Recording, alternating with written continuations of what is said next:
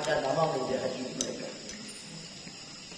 Ketika Allah memandang melihat orang soleh tadi ada nama mujahid mereka. Maka bahwa jalan dari hidayah itu selalu dari qulub bika wa zurriyah wa muhammadillah wa tahsilu laka sa'adah al-abadiyah, maka engkau akan mendapatkan kebahagiaan yang asli, kebahagiaan yang hakiki. Kenapa? Karena dalam hati kita ada di hati orang soleh. An Sa'id ibn Jubair an Ibn Abbas anna Rasulullah sallallahu alaihi wasallam kana fi baitin Maimunah wa waqtu lahu wudu'an min al-lail.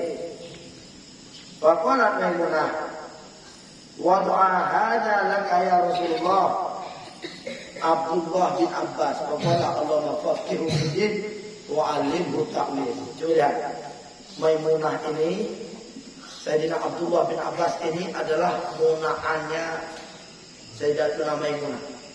Maimunah istri Nabi.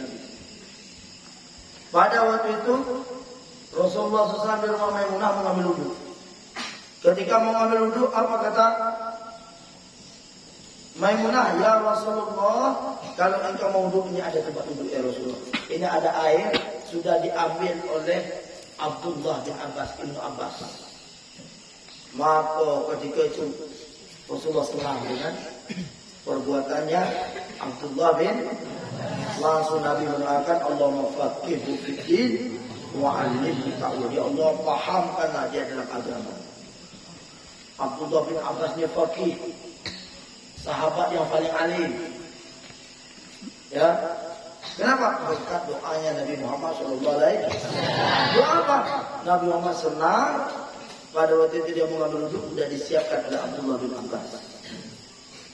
Ya, maka kebahagiaan yang aslinya ketika kita membahagiakan orang soleh, kita berniat membahagiakan orang soleh, itu kebahagiaannya asli yang akan Allah berikan kepada kita.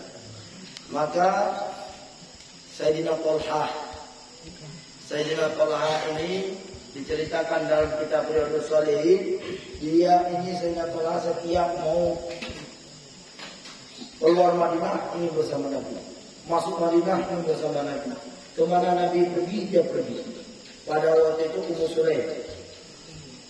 Ummu Sulaim ini adalah istrinya, bininya yaitu Sayyidina Talha. Pada waktu itu bininya Ummu Sulaim ini hamil besar. Pada waktu dalam keadaan hamil besar tadi, apa kata Talha? Ruginya saya tidak berteman dengan Nabi. Pergi keluar Madinah bersama Nabi. Dan sekarang Nabi lah dulu, kita belakang. Kenapa? Istrinya ini dalam keadaan nak melahir. Kata bang, sakit pak. Wahai suami, mungkin nak melahir. Pergi. Apa kata saya? Waduh, rugi saya. Tidak bisa bersama Nabi keluar Madinah bersama Nabi. Saya ingin masuk Madinah bersama Nabi Muhammad SAW. Tapi apalah kabar sulit uzur. Tapi ini adalah ada uzur. Akhir pada waktu itu akhirnya apa kata istrinya? Wahai suamiku, ya Sayyidina Talha atau kepada suaminya, tidak sakit lagi. Ayo bicara. Nak melahirnya ngol, tak nyengol. Taha. Kenapa? Suami ini paling senang bersama Nabi Muhammad SAW. Ingin kalau Nabi butuh sesuatu, dia ada di samping Nabi. Kalau Nabi ingin sesuatu, dialah ada di depan Nabi Muhammad SAW.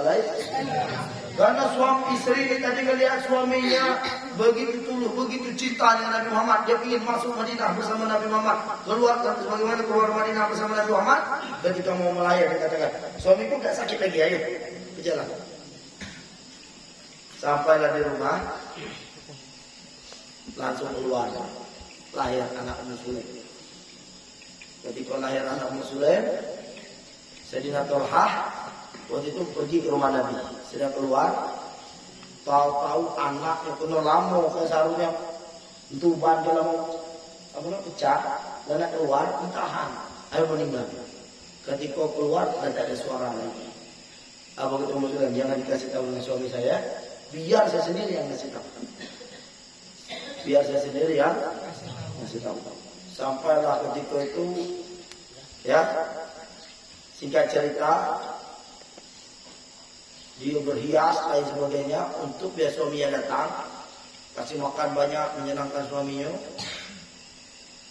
Saya tahu setelah dia memberikan semua kepada suaminya, saya tahu suaminya, istrinya ngasih tahu, ngelihat, inilah senang suami saya. Dia kasih tahu, wahai suamiku, anak itu meninggal.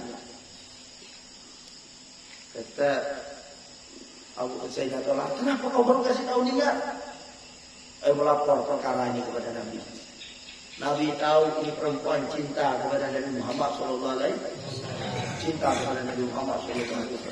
Kenapa? Ini perempuan Ummu Sulaim ini, dia punya anak yaitu Sayyidina Anas. Yang mana Talha ini bapak jadi Sayyidina Anas bin Malik.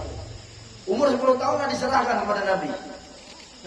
Ini ya Rasulullah, apa yang kau butuhkan? Ini yang bisa saya bagi.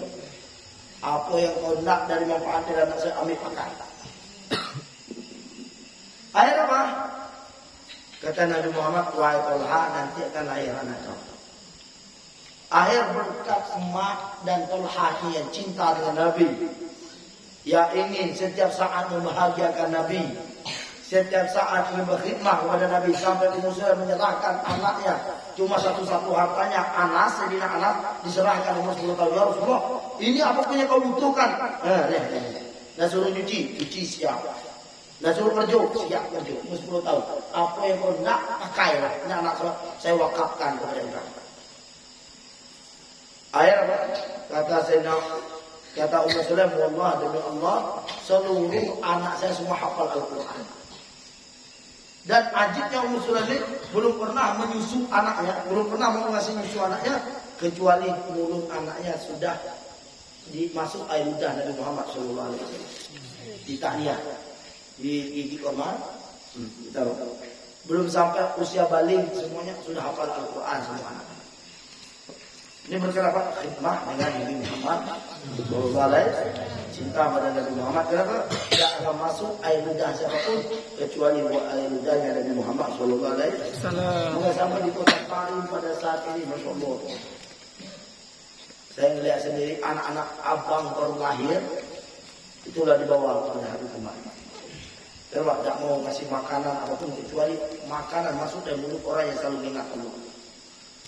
Beda ya, makanan orang yang selalu ingat Allah dengan mulut yang tidak ingat Allah, beda.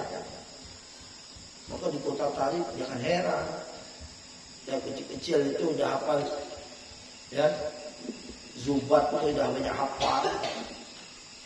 Kita besar itulah hafal.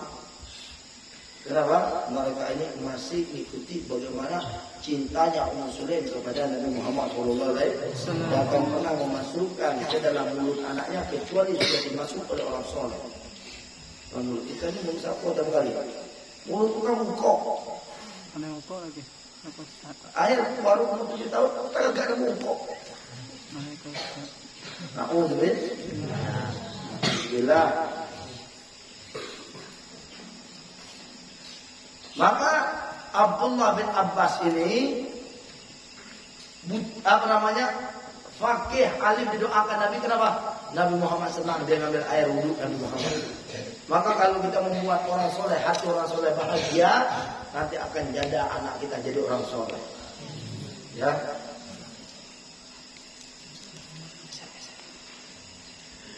Dan juga Abdullah bin Abbas ini di ayat-ayatnya buta matanya. Saya pernah tahu orang kelas. Waktu saya ke kelas, waktu itu masih muda dulu, umur 12 tahun, 13 tahun, saya melihat orang kelas, tahu kelas. Api. Saya tengok dia. Pas malam nangis sedih mata. Pedih. Coba lihat kalau kita nengok kelas, pedih mata. Maka tukang kelas saya kata ya Pak. Dulu kacamata hitam. Coba ada orang kelas pakai kacamata. Semua pakai kacamata hitam. Kenapa? Kalau kita melihat cahaya itu pedih mata kita. Maka Abdullah bin Abbas ini pernah melihat malaikat 2 kali. Karena dia paling dekat dengan Nabi Muhammad, dia sering di rumah Nabi Muhammad. Ketika itu malaikat datang, dia nampak. Nah malaikat ini terbuat dari cahaya. Tukang las aja mata pedih. Apa ngelihat, apalagi ngelihat cahaya malaikat. Maka Abdullah bin Abbas ini pernah pertama kali melihat malaikat Jibril. Yang kedua pernah melihat malaikat, bukan jamu-jamu malaikat apa? Israel. Pernah melihat 2 kali malaikat.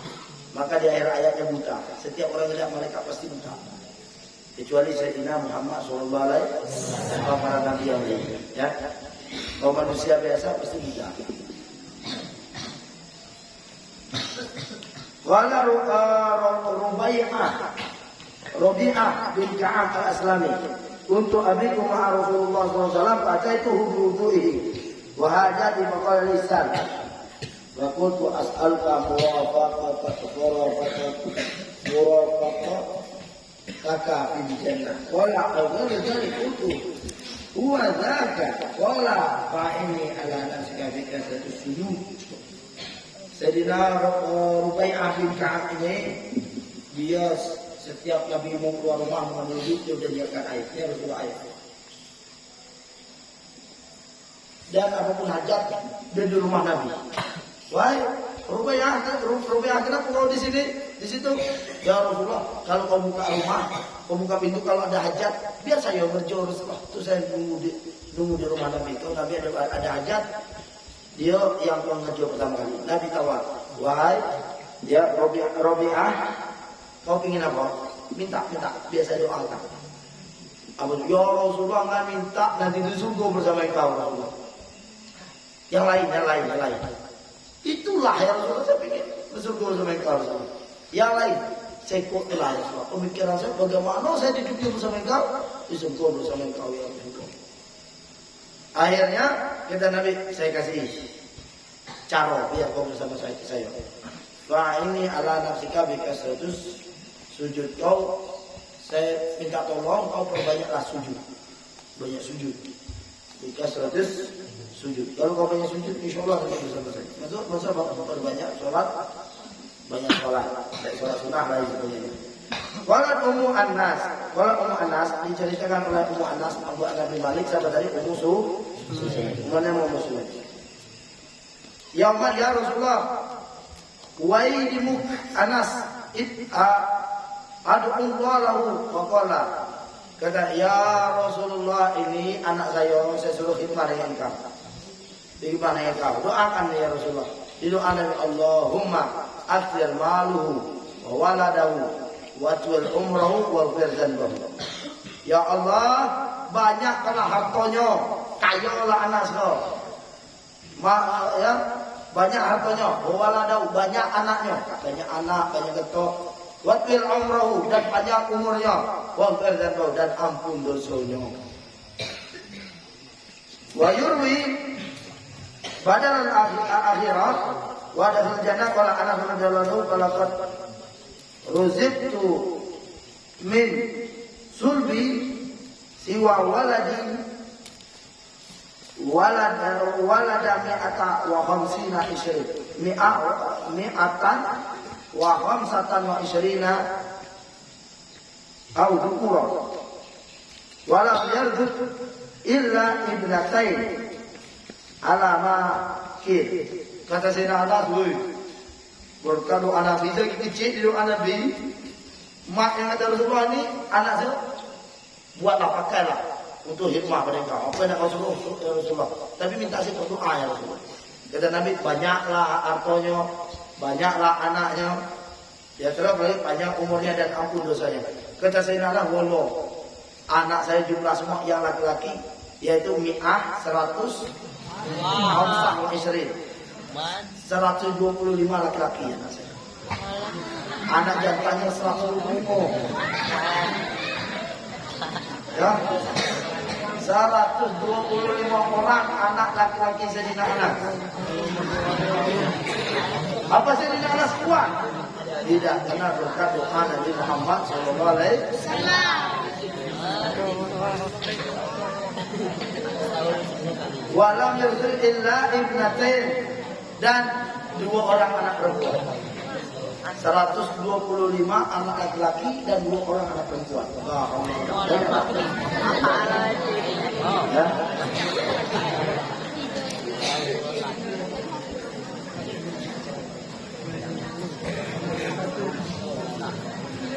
Ya, berarti berapa jumlah anaknya semua? 127 orang. Ya. Ini berkat apa? Berkat doanya Nabi Muhammad sallallahu alaihi wasallam. Ya. Ini berkhidmat. Ini sejenak berkhidmat. Wa inni bustani liyuthmiru bisanah marratain. Wa fi raihan yaju minhu rihul misik. Walaqad bagitu hatta sa'imtul hayat. Kata Sayyidina Anas, saya ini punya kebun setiap tahun berbuah. Orang yang biasa sekali setahun, ini 2 kali biasa setahun berbuah. Kata Sayyidina Anas, sampai bingung saya cuma harta. Ya, baju anu di badan ada orang ini, ada yang nak beli. Sampai mudahnya harta. Apalagi saking rezeki. apa namanya? Sampai rezekinya yang ngejar. Maka kalau rezeki ini, kalau Allah yang menakdirkan berkat doa orang soleh, kau kayo, akan kayo. Bahkan diceritakan Sayyidina Husain, Imam Husain bin Syah Abu Bakar, anaknya Syah Abu Bakar bin Salih, Habib Husain bin Syah Abu Bakar. Woi, kayonya. Sagalo kebun orang tolak beli. Sayyidina Husain bin Syah Abu Bakar. Kayunya, sampai ada orang kata, ya Habib, bukankah orang-orang Habib tidak ingin dunia? Kau dunia banyaknya dunia kau. Kata Habib Husain, saya tidak ingin dunia, saya tidak cinta dunia, tapi dunia cinta dengan saya. Serius, saya tidak cinta dunia, tapi dunia cinta dengan saya. Macam mana lah? Saya menolak cintanya, tetapi dia terus kejar saya. Dia cinta dewa dengan saya. Tak mungkin lah Habib.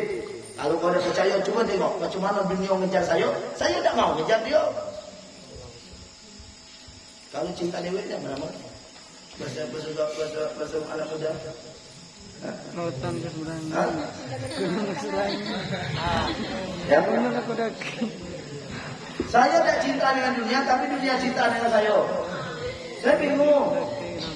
Katanya tak mungkin lah Habib, kalau kau ada percaya nih, kau mau membuktikan bagaimana kalau dunia mengejar saya, cinta dengan saya, sedangkan saya tidak cinta sama sekali dengan dunia.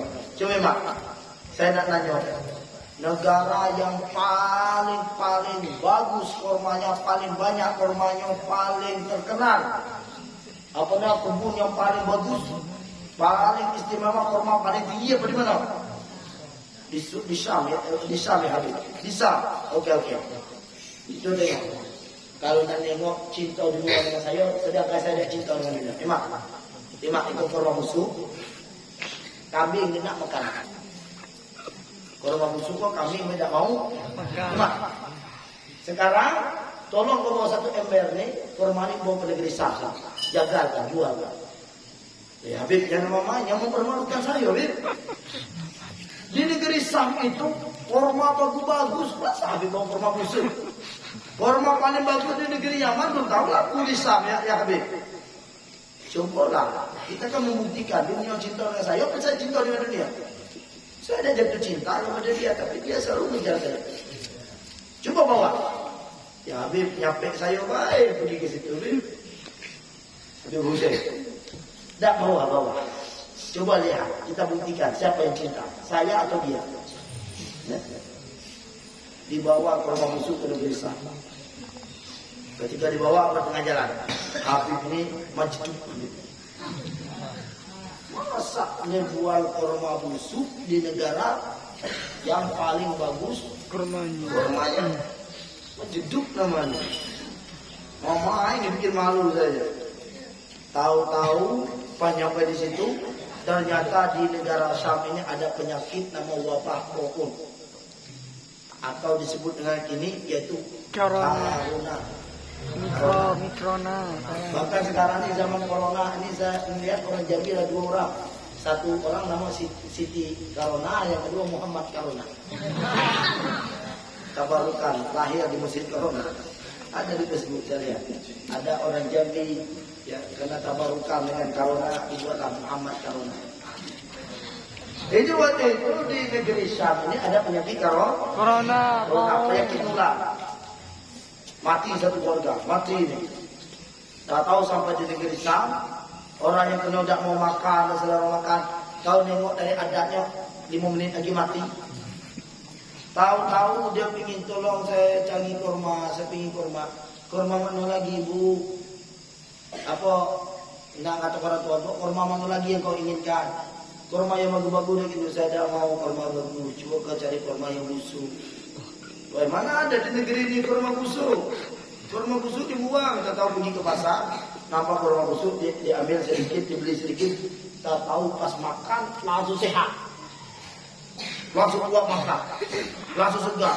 Sehingga tersebar, woi sekarang ada obat corona, obat penyakit. Dia punya penyakit, ada penyakit, ada obat. Apa tuh? Ya itu apa? Orang tuh dari mana obat itu? Dari Yaman. Kurma Yaman, masya Allah. Ayo semua rebutan, dijual dengan harga tinggi. 1 biji itu sampai 5 juta. Bawa sepenuhnya ya. Sehingga rebutan tuh adalah wah saya 7 juta, 1 juta, sekut Tuhan. Air bingung, pai pulang bawa 2 karung duit. 2 karung. Ya habis ini habis. Itu kan sudah kau buktikan siapa yang cinta. Dia apa saya? Dia yang ngejar saya, dia cinta saya. Tidak bisa. Maka kalau kenapa beliau dikejar dunia, karena beliau ini sudah didoakan Allah. Maka Sayyidina Anas ini juga banyak anaknya, banyak hartanya. Kenapa banyak hartanya? Karena didoakan Nabi Muhammad SAW. Umur 10 tahun, 10 tahun sudah berkhidmat dengan Nabi. Apa yang butuh Nabi hijau? Umur 10 tahun. Setelah itu banyak hartanya. Walaupun begitu hatta sa'ilul hayat wa ana arju ar-rabi'ah ya dulu fi umri bagila innahu tis'un wa tis'una sana wa qila mi'ah wa sittun. Yang kedua Sayyidina Anas ini lemosan hidup kamu ya, hidup saya. Sahabat yang lain nama 3 loh. Sebagian mengatakan sahabat yang paling terakhir hati Sayyidina Anas. Berapa umur Sayyidina Anas? Mi'ah wasittatun. 106 tahun. Umurnya 106. Wakilah salah satu 103. Sebagian mengatakan gila wa asyraf. Sebagian ada mengatakan 110 tahun. Wakilah isrun. Sebagian ada mengatakan umur Sayyidina Anas sampai 120 tahun. Umurnya 120 tahun, anaknya 125 laki-laki, 2 orang perempuan. 120 tahun. Sampai Sayyidina Anas saya tidak bosan hidup panjangnya, namun yang ada begini panjang. Lalu anak orang soleh dia panjang umur. Sayyidina Anas ini panjang umur tidak sakit. Siapa tahu? Ya. Bukan beragama itu. Berkat doanya Nabi Muhammad sallallahu alaihi wasallam.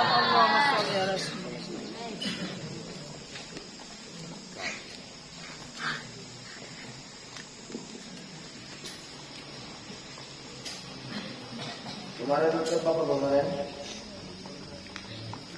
Apapun kita membuat bahagia orang muslim. Ruya man adkhala ala mu'min sururan khalaqallahu min dzalika surur sab'ina alfa malaika yasrullahu ila yaumil qiyamah. Barang siapa yang menyenangkan orang lain, orang lagi sedih, orang lagi gelisah, orang lagi galau, orang lagi sedih, dibuat dia senang. Maka Allah Subhanahu wa taala menciptakan dengan dia senang tadi yaitu sab'ina alfan malaki. Allah ciptakan 70 malaikat untuk beristighfar untuk orang ini sampai hari kiamat. Maka orang datang musibah, kita bahagiakan, kita bawa senang. Ini 70 malaikat Allah suruh beristighfar minta ampun ke orang. Bahwa orang sedih tambah sedih. Tebakarnya alhamdulillah ya Allah. Kenapa dia mati jelas? Ya. Ada kawan itu selagi tak tahu tak riset apa?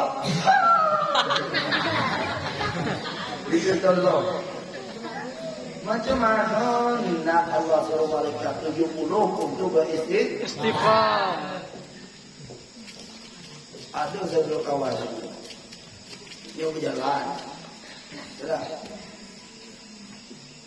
Pas sedang berjalan, tahu-tahu sedang ngimak ke samping terlandung ke dia.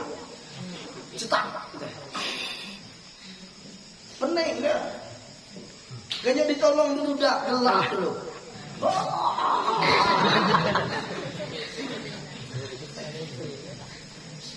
Padahal seharusnya kalau si orang muslim jangan, tengok dipegang oleh tubuh dia tuh. Kenapa? Menyenangkan orang susah. Ini Allah suruh malaikat beristighfar sebanyak 70 orang sampai hari kiamat.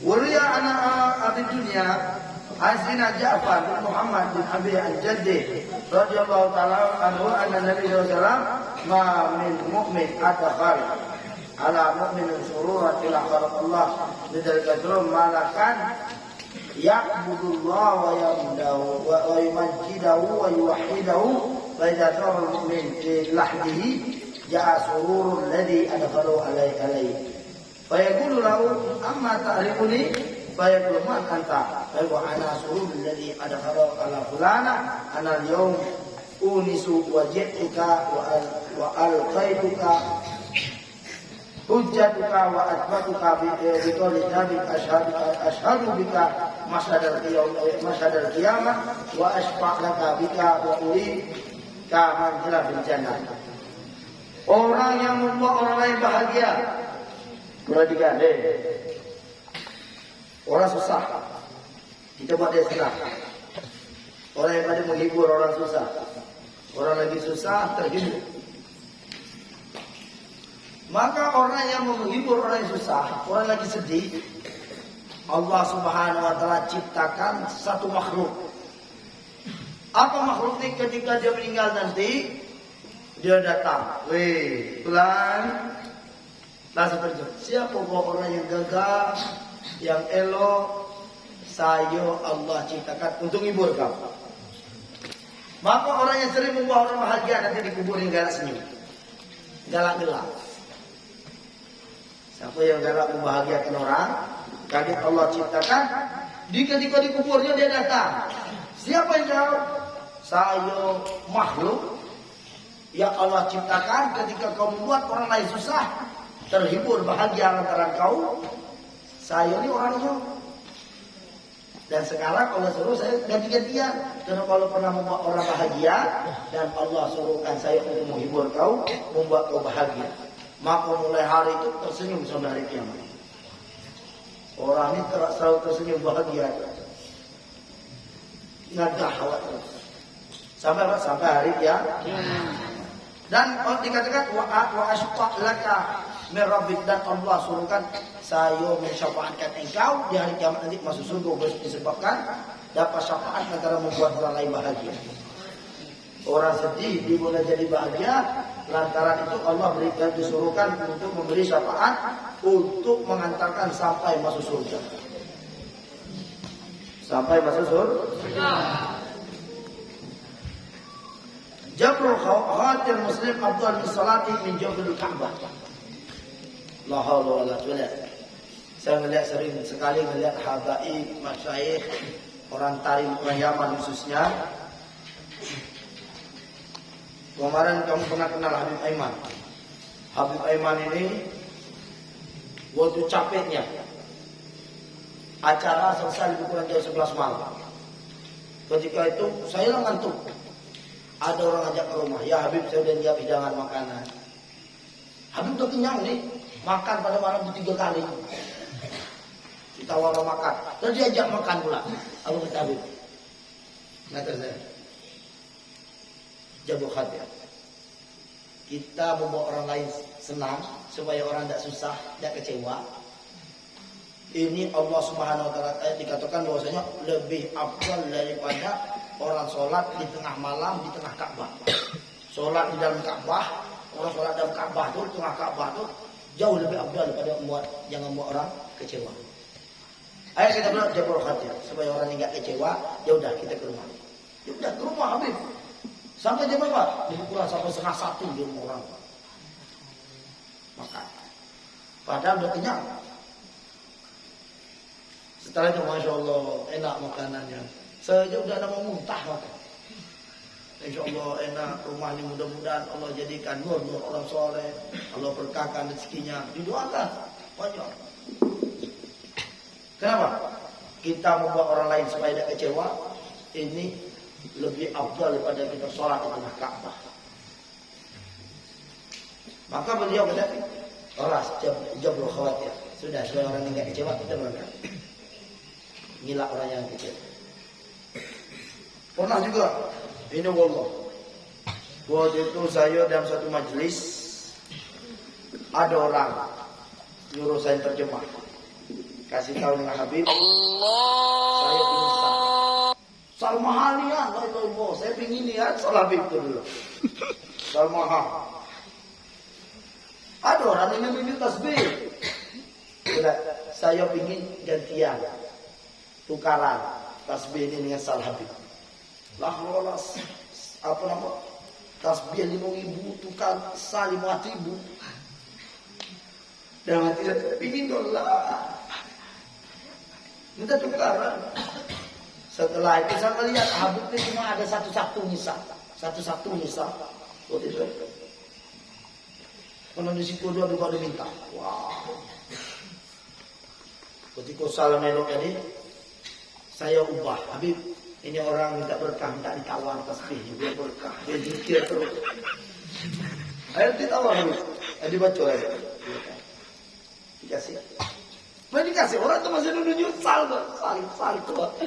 Tahu tak? Pikir. Apa pikirin? Lala. Benar dah. Orang ini begini. Baru terpaksa. Nah, taruh dalam. Dikasih satu orang. Padahal mobil saya di mana? Ya pikir. Mana orang saya? Saya memberi rezeki. Allah. Mana rahim? Siapa yang baik? Allah. Banyaklah. Kenapa ente orang pingin ini Emani pendosa. Itu tawabut ini. Emani pendosa. Habib Aiman marah. Emani pendosa. Tapi sebelum saya minta Allah telah kasih sama saya. Masa orang ngasih sal tidak saya kasih? Ya kan baju aja kalau orang mau minta saya lepas pada waktu itu. La haula wala ada hati saya. Saya ingin nyelamat beliau bahan. Tapi inilah beliau ini tahu hadis ini. Orang yang membuat orang lain tidak kecewa ini lebih afdal daripada orang sholat di tengah Ka'bah. Kemarin itu juga ada sama halnya. Saya beli di Sunan Gunung Jati. Saya beli di Sunan Gunung Jati. Tahu Pak ceramah ada juga. Saya minta Ustaz. Damar dulu pulangnya. Saya ingat ini tadi. Orang yang membuat orang lain supaya tidak kecewa ini lebih afdal daripada sholat di tengah Ka'bah. Terpaksa sholat dengan Ka'bah. Terpaksa balik itu pakai salah. Apa itu Buya Madi ikut.